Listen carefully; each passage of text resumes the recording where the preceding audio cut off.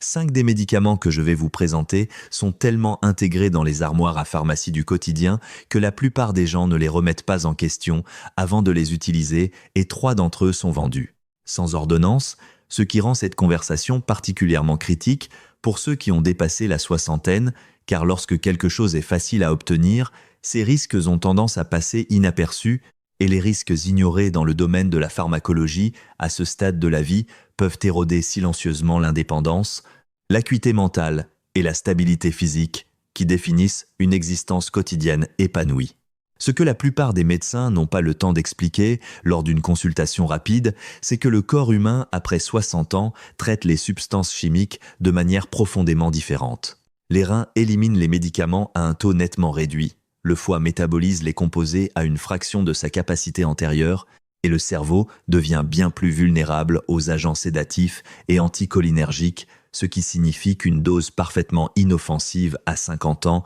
peut désormais provoquer des chutes, accélérer le déclin cognitif, causer des dommages rénaux silencieux et engendrer une détérioration mentale que les médecins confondent régulièrement avec un Alzheimer précoce. Je suis le Dr Louis, et cette chaîne existe avec un unique objectif: traduire ce que la science gériatrique contemporaine démontre en connaissances accessibles et actionnables pour les adultes qui vivent cette étape de leur vie. Alors entrons directement dans les 5 médicaments qui illustrent ce problème avec plus de clarté et d'urgence que tout autre, tous inclus dans les critères de Beers de la Société américaine de gériatrie, la référence clinique révisée par les pairs qui identifient les médicaments potentiellement inappropriés pour les personnes âgées. Le premier groupe est celui des benzodiazépines Xanax, Valium, Ativan, Klonopin habituellement prescrites pour l'anxiété et les troubles du sommeil. Après 60 ans, la réponse du cerveau à ces molécules change substantiellement, leur métabolisme hépatique réduit les accumuls dans l'organisme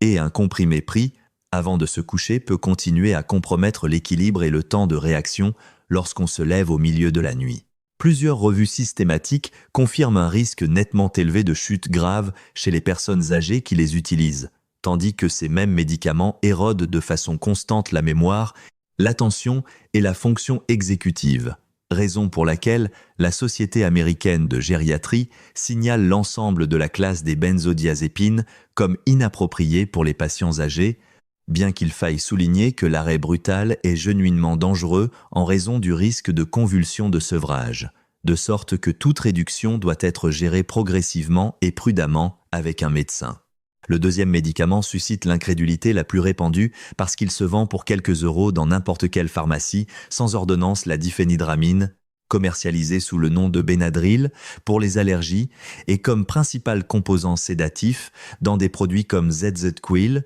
ou Tylenol PM consommés nuitamment par un grand nombre de personnes âgées sous l'hypothèse que tout ce qui se vend sans ordonnance est intrinsèquement sûr, ce qui est une conception profondément dangereuse. La diphénhydramine est l'un des composés anticholinergiques les plus puissants disponibles sans prescription, bloquant systématiquement l'acétylcholine, le neurotransmetteur qui ancre la consolidation de la mémoire, et lorsque ce neurochimique est bloqué nuit après nuit pendant des mois ou des années, les conséquences deviennent mesurables et graves. Une étude de cohorte prospective, publiée dans JAMA Internal Medicine, a suivi plus de 3400 adultes de 65 ans ou plus pendant plus de 7 ans et a identifié une relation dose-réponse sans équivoque entre l'exposition cumulée aux anticholinergiques et l'incidence de la démence, avec ceux appartenant à la catégorie d'utilisation la plus élevée, accumulant 54% de probabilité supplémentaire de développer une démence par rapport aux non-utilisateurs,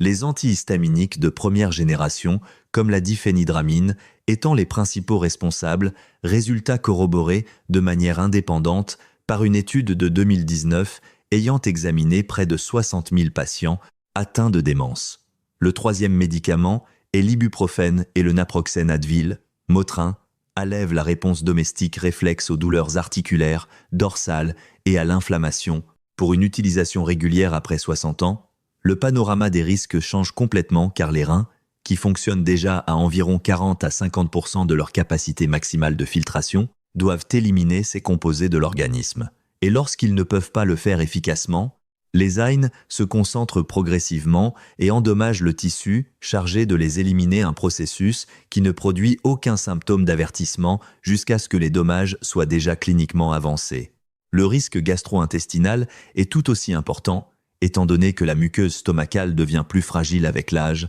et que les AINS compromettent directement sa barrière protectrice,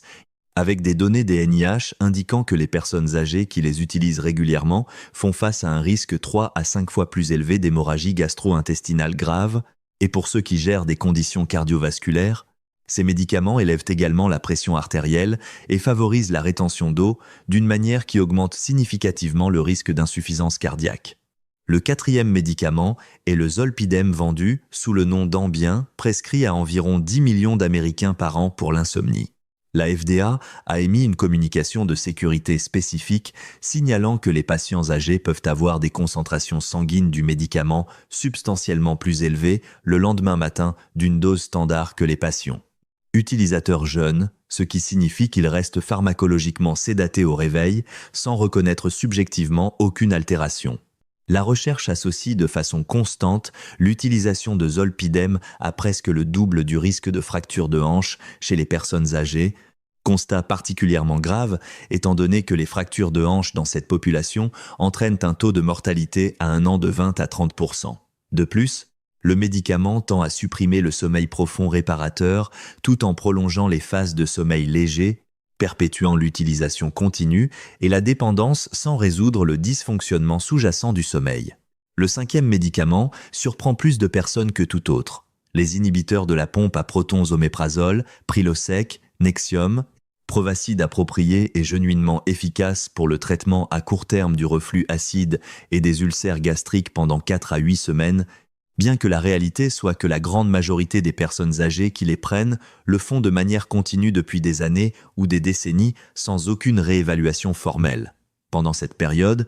l'utilisation prolongée d'IPP appauvrit silencieusement 2 nutriments d'une importance particulière après 60 ans. Premièrement, la vitamine B12, dont l'absorption nécessite de l'acide gastrique, et sa suppression chronique l'a fait chuter drastiquement avec des recherches publiées dans JAMA associant l'utilisation prolongée d'IPP à un risque 65% plus élevé de carence en B12, condition qui produit une neuropathie périphérique et un déclin cognitif fréquemment confondu avec une démence. Et deuxièmement, le magnésium, au sujet duquel la FDA a émis une communication de sécurité formelle avertissant d'une hypomagnésémie dangereuse chez les utilisateurs à long terme d'IPP, car le magnésium appauvri perturbe le rythme cardiaque et la signalisation neurologique. J'ai personnellement examiné le cas d'un patient du milieu de la 70e année qui avait pris de l'oméprazole pendant plus de 8 ans pour un ulcère qui s'était résolu bien avant et qui présentait un engourdissement sévère au pied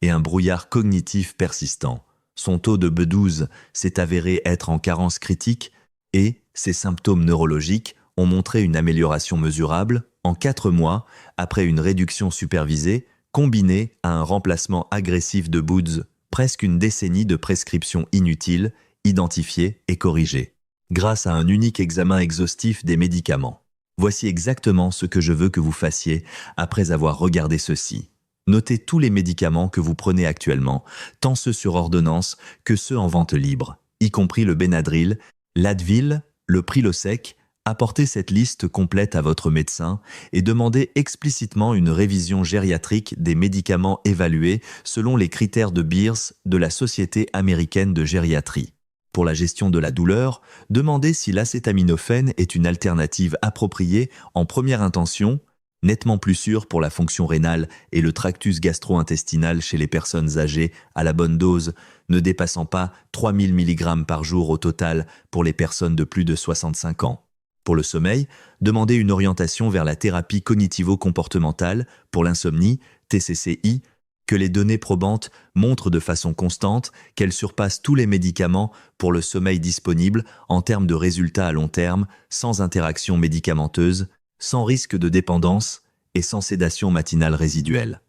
Et si vous prenez un inhibiteur de la pompe à protons depuis plus de 6 mois, demandez à votre médecin si l'indication clinique d'origine est toujours valide et si votre taux de B12 a été vérifié récemment. Une note de sécurité critique. Ne cessez jamais de prendre un médicament sur ordonnance sans supervision médicale, en particulier les benzodiazépines, où le sevrage non supervisé comporte un risque réel de convulsions potentiellement mortelles. Ces 5 médicaments ne sont pas automatiquement dangereux pour toute personne dans toute situation, mais chez les adultes de plus de 60 ans qui les utilisent de façon chronique sans réévaluation périodique, les données probantes sont constantes et sans équivoque. Votre corps a profondément changé depuis que beaucoup de ces ordonnances ont été rédigées pour la première fois et votre liste de médicaments mérite peu être le même niveau de scrutin que vous accorderiez à toute autre décision de santé importante. Abonnez-vous maintenant, car la semaine prochaine, je couvrirai 5 combinaisons de suppléments qui sont commercialisées de façon agressive pour les personnes âgées, y compris des combinaisons vendues ensemble comme si elles étaient parfaitement sûres, alors que la recherche raconte une histoire considérablement plus complexe et cette vidéo pourrait genuinement protéger quelqu'un que vous aimez. Je suis le Dr Louis,